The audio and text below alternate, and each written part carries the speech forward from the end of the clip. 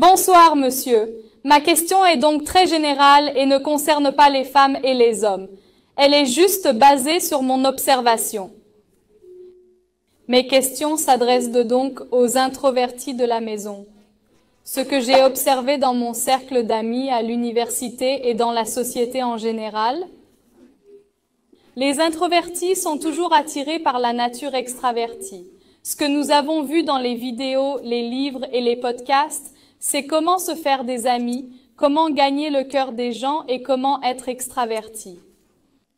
Alors pourquoi l'extraversion est-elle considérée comme tellement supérieure et pourquoi l'introversion n'est-elle pas considérée comme appréciable dans la société?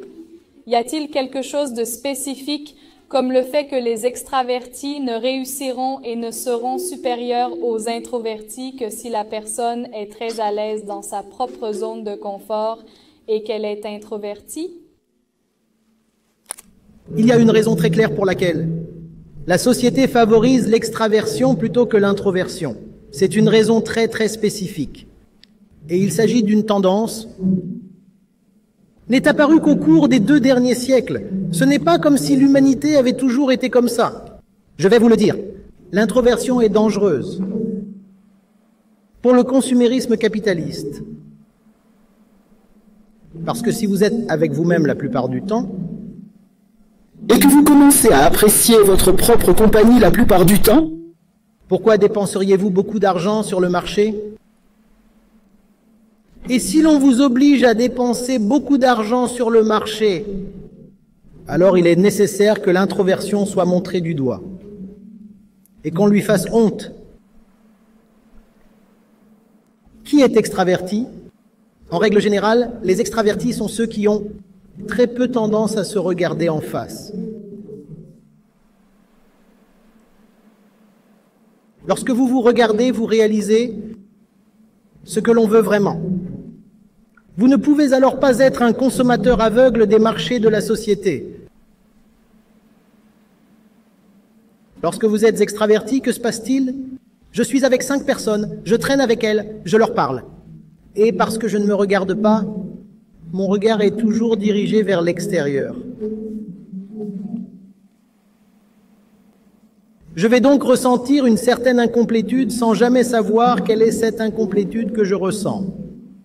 Et comme je regarde toujours vers l'extérieur, je vais me tourner vers toutes les choses qui apparaissent à l'extérieur et essayer de les utiliser pour combler l'incomplétude qui est en moi. C'est l'extraversion. Cette incomplétude, ce vide que nous ressentons tous est un vrai vide. Et il demande un vrai traitement. Mais son traitement est un regard intérieur. Vous continuez à regarder ce vide que nous ressentons tous à l'intérieur et c'est le seul remède que vous pouvez lui apporter. Mais quand on a une grande tendance à ne jamais se regarder soi-même, mais à regarder les autres, qu'est-ce que ce vide nous fait faire? Qu'est-ce que ce vide vous fait faire? Ce vide dit « J'existe et ma solution réside dans les marchés mondiaux ». Vous devenez un bon consommateur. Vous devenez ce que les marchés aiment. Tous les producteurs du monde veulent des gens qui ont de l'argent et qui sont aveugles. En hindi, nous appelons cela Ak Ande Gat Kapoor. Beaucoup d'argent sans discrétion. C'est le genre de personnes que les marchés aiment. Vous comprenez? 5 d'entre vous entrent dans une salle d'exposition. Et si le vendeur est intelligent, il va rapidement. Lequel d'entre vous est le plus stupide? Et c'est cette personne que le vendeur attaquera. Car cette personne peut être ridiculisée et utilisée pour vendre vos produits. Et si un introverti entre dans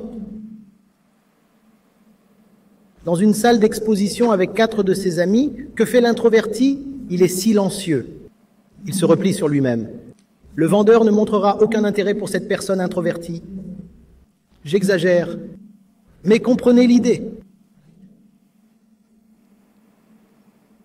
Le vendeur ne s'intéressera que très peu à l'introverti, parce que cet introverti est très difficile à tromper, ou plutôt comparativement difficile à tromper. C'est pourquoi tous les médias sont remplis de personnages qui glorifient l'extraversion. Regardez tous les soi-disant héros de vos films. Où trouvez-vous des introvertis? Plus une personne est bruyante, plus elle est apte à être un héros. Plus une personne est stupide, plus il aura du succès en tant que personnage héroïque. Tous les fainéants, ce sont des super-héros, comme héros. N'est-ce pas? Je parle à la fois de l'acteur et du personnage. C'est ce qu'ils veulent que vous achetiez. Ils ne vous montrent pas seulement un film, ils vous montrent un mode de vie. Ils vous vendent une philosophie, et c'est une philosophie très toxique. Soyez très attentifs.